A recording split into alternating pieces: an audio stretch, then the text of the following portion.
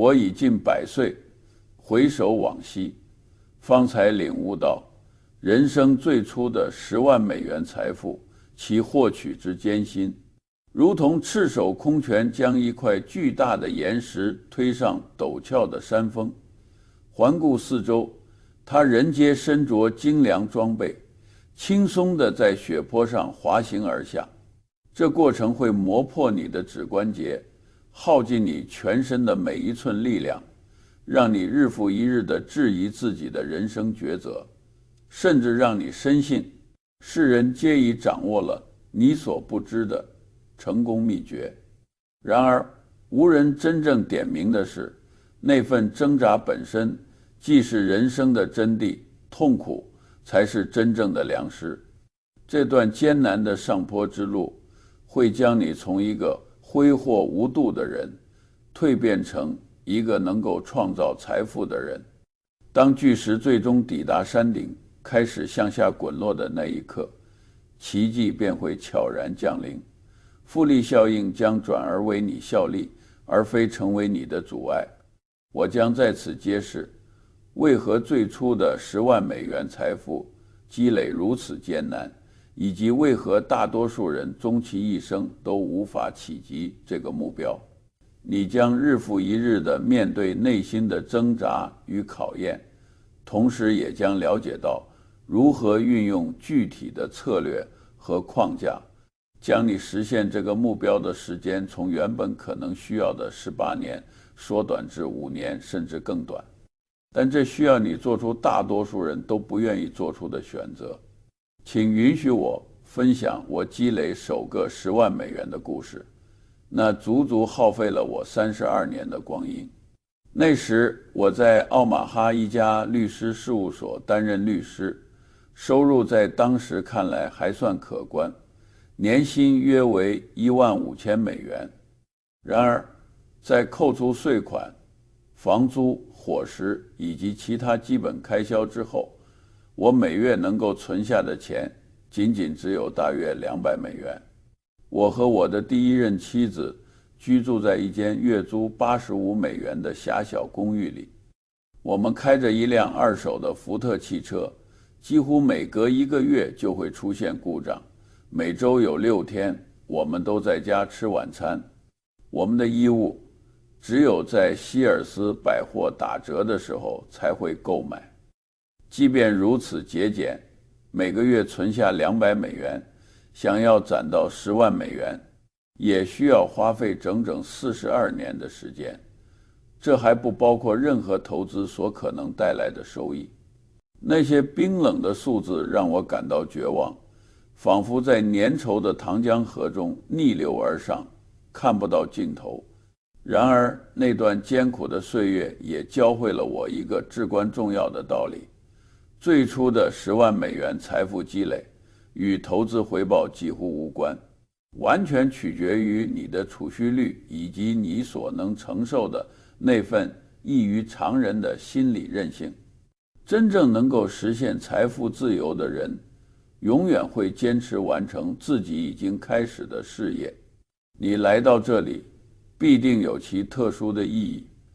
只是你尚未掌握那些能够助你突破瓶颈的关键策略。要知道，金融产业集团希望你相信，获得最初的10万美元财富来自于精准的选股、完美的市场择时，或者发现某种无人知晓的神奇投资方法。他们需要你相信这些，因为这正是他们向你推销昂贵的共同基金、交易平台和理财顾问服务的手段。然而事实恰恰相反，你的第一个10万财富来源于多年以来持续保持收入远高于支出的能力。当周围的人都入不敷出的时候，你却能够坚持节衣缩食。这来源于当你拥有相对可观的收入时，依然选择过着朴素的生活。这来源于你能够对朋友、同事和家人每日追逐的各种诱惑说不。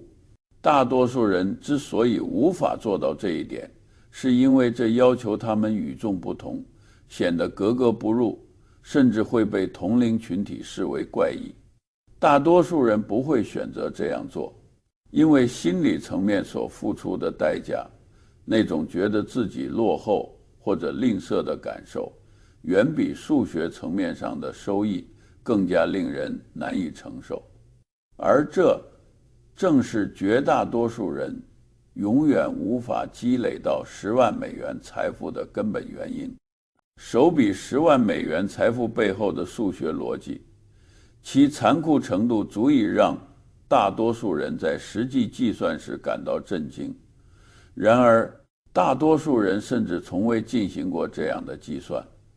仅仅是因为他们不愿意去直面那样的现实。假设你年收入7万5千美元，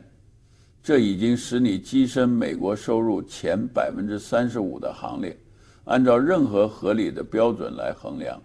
都算得上是客观上的成功。在扣除联邦税、州税、社会保障金和医疗保险之后，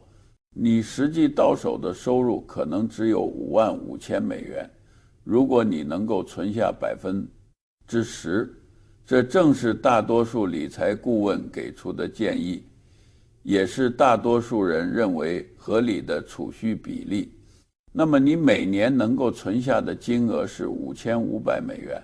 按照这个速度，你需要18年的时间才能攒到10万美元，而且这还假设你的投资收益为0，通货膨胀不会侵蚀你的购买力，并且你永远不会遇到任何重大的意外开支。18年对于一个25岁的人来说，简直如同永恒。他们往往以为自己在投资上遭遇了失败，但实际上，他们失败的原因在于未能存够足够的资金，从而让投资产生真正的意义。然而，以下的数学现实将彻底改变你的认知。如果能够将储蓄率从10%提升至30%，这听起来似乎不太可能，但并非无法实现。你将在2年内，而非18年达到10万美元的目标。如果能够达到施耐德夫人所实现的40%的储蓄率，你只需要4.6年即可达成目标，6.2年而非18年。如果能够将储蓄率提升至40%，正如施耐德夫人所做的那样，4.6年即可达成目标。如果实现50%的储蓄率，你只需要3.7年的时间，便能够积累到10万美元。数学法则冷酷却公正，储蓄率越高，你就越快能够抵达那个临界点。此时，复利效应开始为你效力，而非成为你的敌人。大多数人专注于追求更高的投资回报，却往往忽略了提升储蓄率才是真正的关键。投资回报率提高2%，或许能让你提前6个月达成10万美元的目标，而储蓄率提高20%，则可能为你节省12年的宝贵时间。请允许我讲述施耐德夫人的故事。这位女士教会我的财富积累之道，远胜于任何商学院的教授、投资银行家或理财顾问。施耐德夫人是我5年级的老师，在奥马哈与我家隔街而居长达45年。她当年的教书年薪是4200美元，在20世纪40年代，这虽然算得上是一份体面的收入，但远非积累财富的起点。他成年后始终居住在同一栋简朴的小屋里，他开着同一辆雪佛兰汽车长达20年，直到它彻底报废。他的衣服只有在希尔斯百货半年一度的大减价时才会购买，每周有6天他都在家吃晚餐。他没有安装有线电视，因为他认为那是一种浪费。他从不享受昂贵的度假，宁愿在后院里阅读从图书馆借来的书籍。当他78岁去世时，邻居们都震惊地发现，他的投资账户里竟然有80多万美元，并且在生命的最后10年里，每年都默默地捐赠1万美元给当地的奖学金。施耐德夫人的非凡之处在于，40年的时间里，她年复一年地将收入的40%存入投资账户。这笔账简单却残酷。在20世纪40年代的奥马哈，当大多数人耗费着95%甚至更高的收入来维持生活时，他仅仅用教师薪资的60%维持生计，但他始终如一地坚持着生活平静而有规律。最终，他富足地离世，而那些收入是他3倍的人，却往往穷困潦倒地死去。他洞悉了一个大多数人终其一生都未能领悟的真谛：收入的规模远不如持续储蓄的比例重要，而知道自己正在积累自由的心理回报，远胜于任何能够购买的物质财富。他领悟了大多数人终生未能参透的道理：收入的大小远不如持续储蓄的比例重要，而知晓自己正在积累自由的心理收益，远比任何物质财富都珍贵。施耐德夫人真正快乐，真正满足，真正富有，因为她正确地定义了财富，不是拥有更多的物品，而是拥有更多的自由。突破点心态决定了谁能够积累10万美元的财富，而谁不能。这与智力或收入水平无关，而在于承受与众不同的心理承受力。那些拥有突破点心态的人，拥有更多的自由；那些未能突破的人，则永远困在物质的枷锁之中。突破点的思维模式区分了那些能够达到10万美元年收入的人与那些无法达到的人。这无关乎智力或收入水平，而在于对于与众不同的心理承受能力。达到10万美元年收入的人，对于消费、地位和即时满足有着不同的思考方式。他们愿意多住在廉价的公寓里3年，当朋友们升级到拥有花岗岩台面和不锈钢厨具的豪华公寓时，他们愿意开同一辆本田汽车长达12年。当同事们每3年就租赁一辆崭新的宝马时，他们坚持自己在家做晚餐。当朋友们在外享受外卖时，公寓多住3年，任凭朋友们搬进拥有花岗岩台面和不锈钢厨具的豪华公寓。他们开着同一辆本田汽车跑12年，同事们却每3年就更换一辆崭新的宝马。他们每周有6天在家做饭，而其他人却在汉堡售价25美元的餐厅用餐。当朋友们在诺德斯特隆和香蕉共和国购物时，他们选择塔吉特和好事多的服饰。当其他人竭力负担2400平方英尺的住宅时，他们安居于1200平方英尺的空间。这些选择看似微不足道，但累积起来却决定了你在30岁时能否实现10万美元的资产，亦或在45岁时仍在为生计挣扎。突破点思维意味着你明白，每花掉1美元，就意味着少了1美元为你工作，为你复利增长，为你组建财务自由的军团。请写下这句话，因为这是今天要分享的最重要的概念。在积累到10万美元之前，储蓄率是唯一关键的指标。股市回报、利率水平、通货膨胀率、房产增值、加密货币收益，甚至姐夫推荐的热门股票，这些都比不上你持续自动储蓄的收入占比重要。股市回报、利率波动、通货膨胀率变化、房地产增值、加密货币收益、联金推荐的热门股票，这些都比不上你持续自动存入收入的储蓄比例重要。如果你能存下40%的收入，无论短期市场如何波动，你终将积累到10万美元。如果你仅仅存下10%的收入，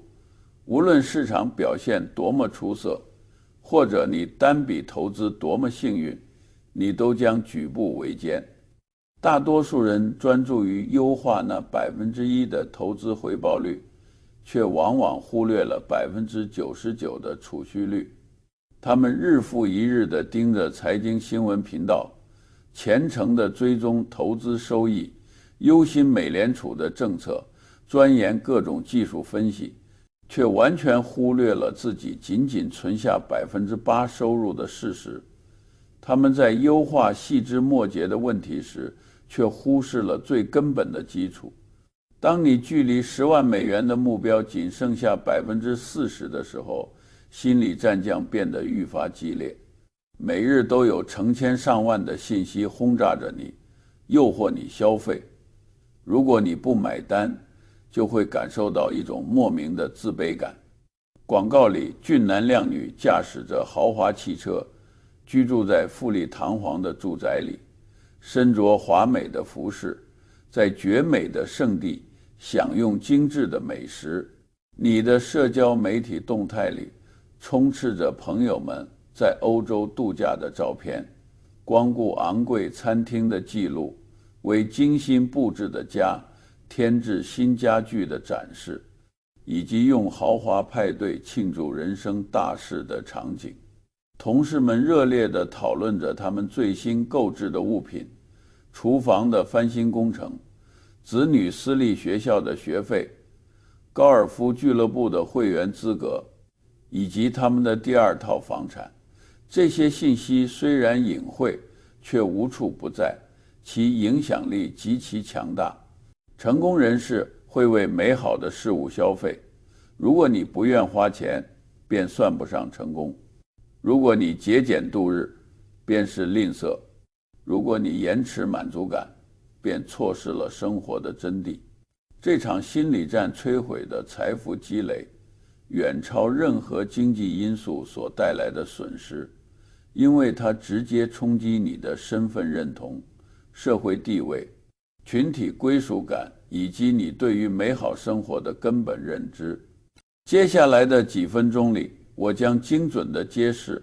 为何达到10万美元的收入门槛将彻底改变你的财务生活，以及为何突破这一关口之后，一切都会变得轻松许多。我将具体阐述如何战胜这场心理战，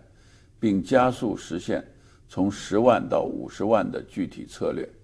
其速度远超从0到10万的积累过程。但首先，让我阐明首个10万美元为何具有数学意义上的关键性。它标志着从线性思维向指数思维的转折点。首个10万美元的积累异常艰难，因为在此过程中几乎没有复利效应的助力。假设你存有1万美元，并获得10%的回报率，全年增长仅仅只有1000美元，平均每个月大约83美元。而如果你拥有50万美元的存款，年化收益率为10%，那么全年增值将达到5万美元，平均每个月大约4167美元。在1万美元的阶段，储蓄率完全主导着投资回报。当资产达到50万美元时，投资收益将显著超越储蓄率的影响。当储蓄达到50万美元时，投资收益将显著超越储蓄率的影响。首个10万美元代表着数学意义上的临界点，此时复利效应开始显现，资金开始近乎等同于你自身的工作效率，财务动能将以指数级而非线性的速度增长。突破10万美元大关后，每多存下1美元，都会因显著的复利效应而倍增，从而实际影响你的财务时间线。在10万美元之前，你必须独自扛起所有的重担，如同赤脚在雪地里推着装满石头的背包，艰难地将巨石推上山坡。现在我将揭示一套精准的5年框架，无论你的起点如何，无论你的收入高低，无论你的年龄几何，都能助你实现从0到10万的飞跃。这绝非纸上谈兵，我亲眼见证数十人实践此法，其有效性源于数学规律，而非金融营销术语。第1年，你需要完整记录3个月内每一笔收支的流向，不是1周，不是1个月，而是整整3个月。这样你才能清晰地看到季节性的波动、真实的消费模式以及非固定支出的实际影响。你会发现某些消费类别对你的生活毫无持久的价值。大多数人会惊讶地发现，自己竟然在那些记不清购买的物品上多花费了15%到25%的开销。这种追踪并非关乎愧疚、羞耻或自我剥夺，它旨在唤醒你的觉知，提升你的意识，培养你的主观能动性，并让你理解日常决策的真实代价。无法衡量的东西无法改进，不理解的事物无法优化。突破点框架的第2年才是真正魔力迸发的阶段，在第2年实现突破，在维持现有支出水平不变的前提下，将你的收入提升20%到30%。这看似违背直觉，并且在心理上难以承受，却是最快达成10万美元目标的途径。大多数人以为自己必须削减开支到极致，像僧侣一般只吃豆饭度日。这种方式既不可持续，也并非必要。你真正需要做的是大幅拉大你的收入与支出之间的差距，而实现这一目标的最快途径就是大幅提升你的收入，同时完全维持你原有的生活水平。这可能意味着要求大幅加薪，转职到更高薪的工作，开展一份正经的副业，周末接一些自由职业的项目，或者掌握能够让你获得更高报酬的新技能。核心原则在于，每一分新增的收入都必须直接存入你的财富积累账户，绝不能用于提升生活品质、购买奢侈品、庆祝成功，或者向他人证明自己。你必须维持你原有低收入时的生活水准，将全部的差额用于储蓄和投资。正是这个框架展现出其强大的威力，将成功者与失败者分割开来。那些被大多数人轻视的副业与收入加速策略，因为它们看起来规模很小，或者被认为不值得投入时间。如果你能通过自由职业、咨询、家教、高峰时段的网约车服务、线上售卖、房屋分租或者任何组合的创收活动，每月额外赚取1500美元，这相当于每年增加18000美元的收入。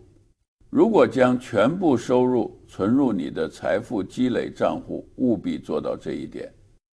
你实现10万美元目标的时间将提前数年。副业的精妙之处在于每年可达18000美元。如果将全部收入存入账户，这绝对是明智之举。你将把实现10万美元目标的时间线提前数年。副业收入的精妙之处在于其可控性往往高于主业薪资。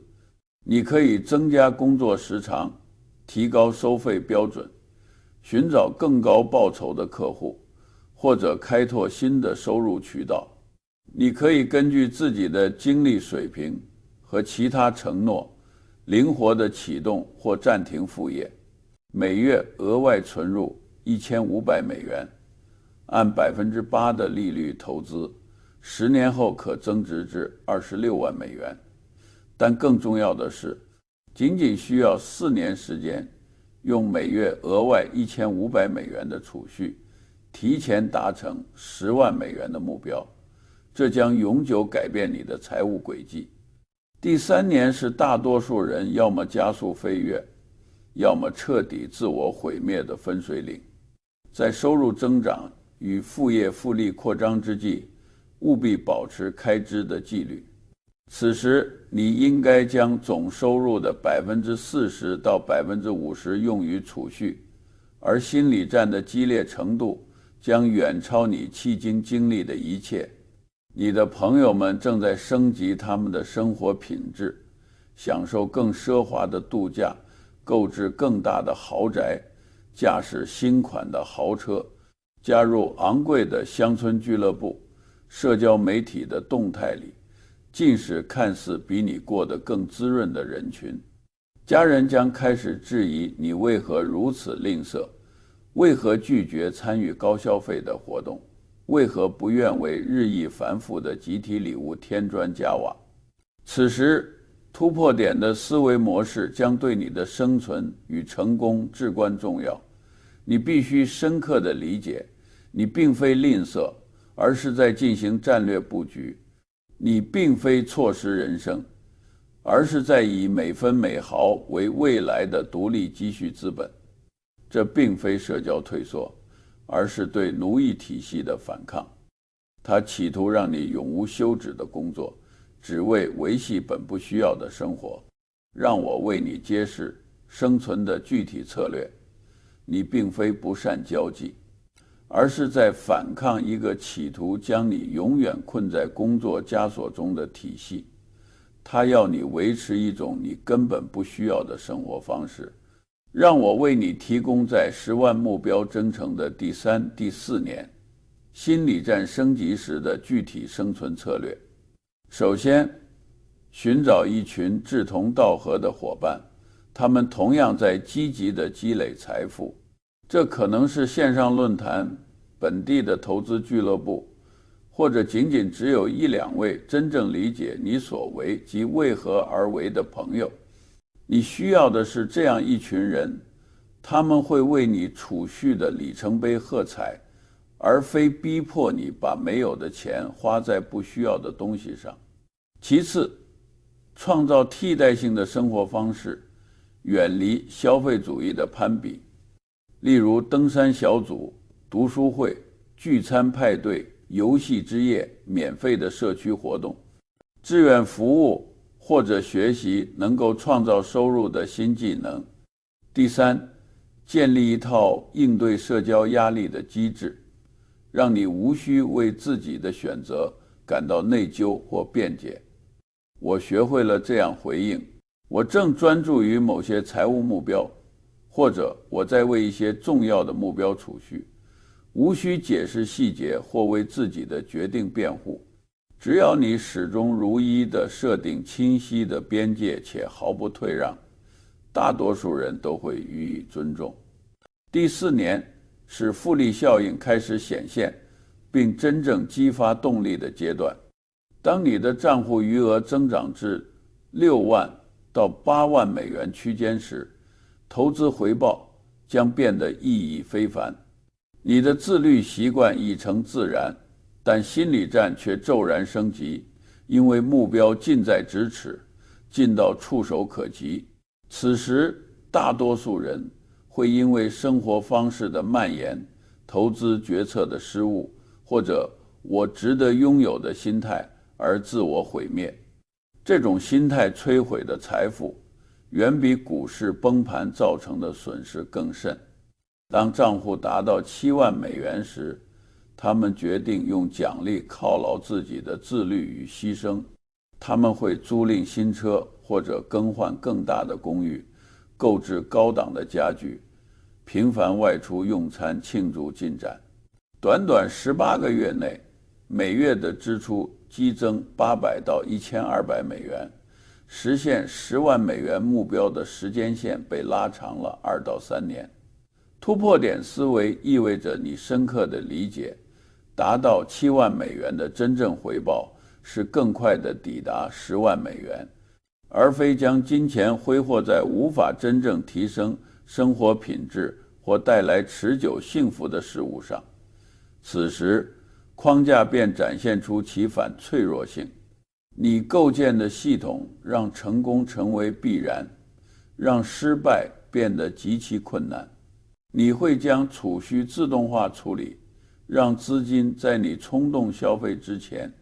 从活期账户自动转入投资账户。你为不同的用途设置独立的账户，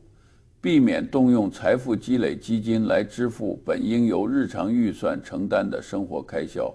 设置自动投资功能，确保无论市场状况如何，或者当月情绪如何波动，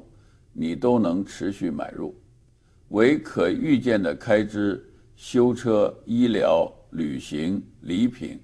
建立同步的资金池，避免在完全可预见的事件发生时动用财富积累账户。每月追踪进度，即使感觉停滞不前，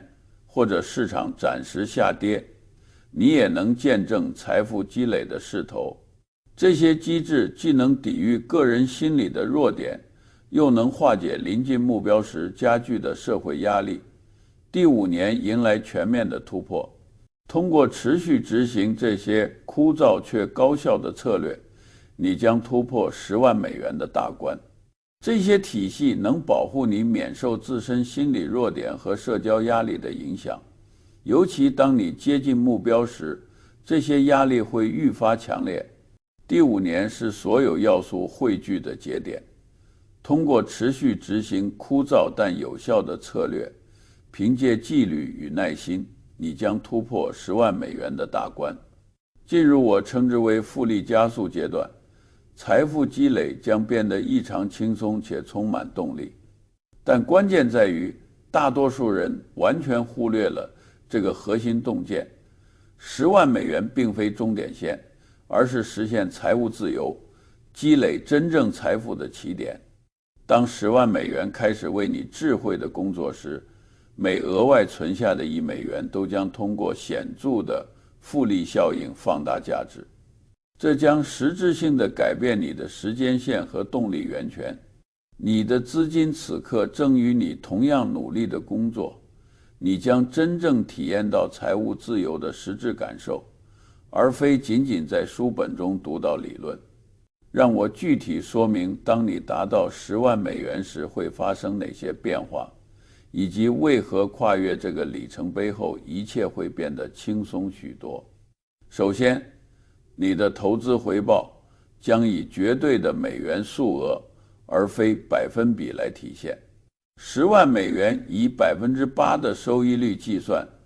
每年可产生8000美元的投资收益。这相当于每个月有667美元在你睡觉、洗澡、用餐或阅读书籍时为你工作。许多人税后收入扣除开支后，每月的储蓄额甚至不足667美元。这意味着你无需付出额外的努力或牺牲财富积累的能力，便实现了翻倍。这种转变所带来的心理影响是不可小觑的。其次，你将养成节俭、自律和长远规划的永久性习惯，这些品质将伴随你余生。这些习惯在达到10万美元之后不会神秘消失，而是成为你决策机制的组成部分。你自然会思考，某项消费是否具有持久的价值，还是仅仅只是短暂的满足。这些习惯不会在你达到10万美元后神秘消失，它们将成为你人格的一部分，使决策变得自然而然。你会成为那个本能的思考消费是否带来持久价值而非短暂愉悦的人。你会成为能看穿营销话术与社交压力的那个人。你将成为这样的人，将财务自由置于社会地位之上。这些特质的价值远超10万美元本身，他们将助你积累下一个10万，再下一个10万，直至实现财务独立。第三，你将培养我所说的财务抗脆弱性，在动荡与波动中获益，而非仅仅生存的能力。当市场暴跌30%，你的投资缩水至7万美元时，你不会惊慌失措，因为你知道自己能够挺过这场暂时的挫折，无需被迫抛售资产。事实上，你或许会真心雀跃，因为此刻正以7折的价格购入优质资产。当你的朋友变卖退休账户来支付账单时，你正以更低的价格增持股票。当他们抛售优质资产时，你却在抄底。同样的市场波动摧毁了财务脆弱者，却为理解市场本质的财务抗脆弱者创造了机遇。但没人会告诉你的是，当你的资产突破10万美元时，那种感觉既震撼又平淡。你为此奋斗多年，你付出了巨大的牺牲，放弃无数次外出就餐和度假。开着2手车时，朋友们正租赁新车；住在简陋的公寓里时，其他人已升级到更大的居所。拒绝各种奢华的体验，在社交场合感到被孤立，忍受着关于为何如此节俭的质疑，终于触及这个神奇的数字。然而，你突然意识到，10万美元仅仅只是一个开始。你原以为这会让你抵达某个重要的人生阶段，但此刻反而感觉自己获得了资格，真正开始以有意义的方式积累财富。这种感受完全正常，甚至健康，正是理应发生的转变。它意味着你已永久性地培养出突破点的思维模式，不会通过消费无关紧要的东西来庆祝成就。让我为你提供具体的路线图，说明达到10万美元后该做什么，因为这正是大多数人犯下最严重错误的阶段。这些错误会让他们倒退数年。第一大错误，用不必要的消费来庆祝。他们刚攒够10万，就觉得自己值得用豪华度假、新车、生活升级或昂贵的体验来犒劳自己的自律。这好比成功跑完马拉松后，立刻增重50磅来庆祝成就。第二个错误是改变投资策略，认为资金充裕后就该追求更复杂、更激进或更刺激的操作。正是你那看似无趣的指数基金策略，才让你积累到10万美元。此刻切勿抛弃它。当它开始为你效力，而非仅仅配合你的行动时。第三个错误是认定10万已足够，便放松储蓄的力度。这如同终于抵达赛跑的起跑线，却决定步行而非奔跑。在积累到10万美元之后，采取抗脆弱的生活策略，既简单又强大。你无需改变基本的生活方式或核心策略，但需要在税务规划、资产配置、机遇识别及风险对策方面更显精明。你将掌握税务亏损对冲、罗斯账户转换、后门罗斯 ARA、健康储蓄账户等策略。这些方法能每年为你的财富积累增添数千美元的收益，却无需增加风险或操作的复杂度。你学会捕捉他人因忙于维持力不从心的生活方式而忽视的机遇，你将培养我称之为机遇视野的能力。在他人眼中尽是问题与障碍之处，你却能洞见价值。请容我阐述资产突破10万美元后将发生的数学级加速效应。大多数人未能理解复利效应在此阶段真正展现的威力。